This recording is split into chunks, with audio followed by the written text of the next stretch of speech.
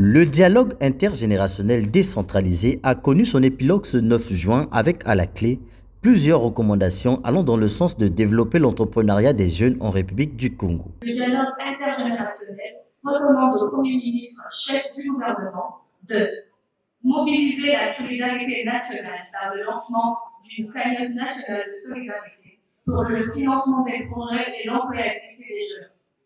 Cette cagnotte pourra être alimentée pendant une année sur la période allant d'août 2024 à août 2025 par 10% des évolutions des compatriotes bénéficiant de plus d'1 million de salaires mensuels, notamment des cadres supérieurs, des membres du gouvernement, des députés, des sénateurs, des préfets, des sous-préfets, des magistrats, des maires, les conseillers du président de la République, des collaborateurs du Premier ministre, les membres des institutions constitutionnelles.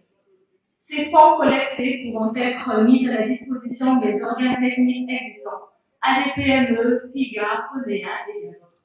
D'organiser finalement une soirée de levée de fonds avec les multinationales, les entreprises privées, les fondations, les donateurs, les philanthropes. Pendant 2 jours, les jeunes venus de divers horizons ont été exhortés à s'approprier l'entrepreneuriat au lieu d'attendre toujours la fonction publique.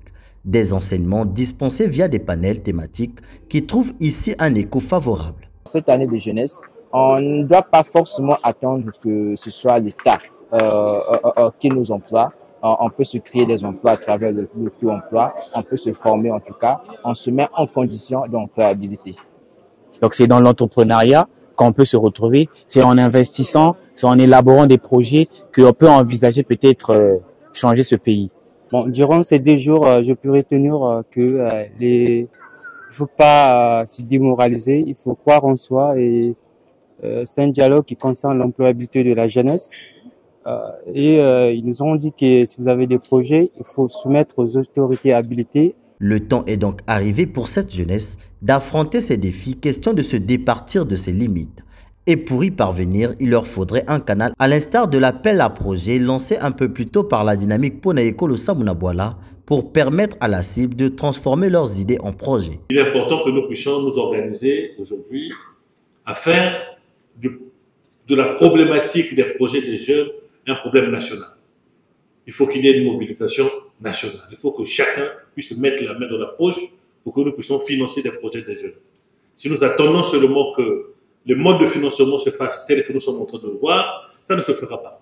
Et nous allons avoir des jeunes qui ont de bonnes idées et qui ne peuvent pas être financés, ce n'est pas normal. Je déclare clos ce dialogue intergénérationnel qui va se poursuivre dans le cadre de l'appel à projet à partir de la semaine prochaine. Nous avons reçu l'autorisation des autorités de la préfecture pour que nous puissions ramener les appels à projet dans les arrondissements. Le dialogue intergénérationnel décentralisé balise le chemin de l'insertion professionnelle à ces jeunes qui découvrent aujourd'hui plusieurs structures en charge des petites et moyennes entreprises au Congo. Vivement le début des premiers contacts.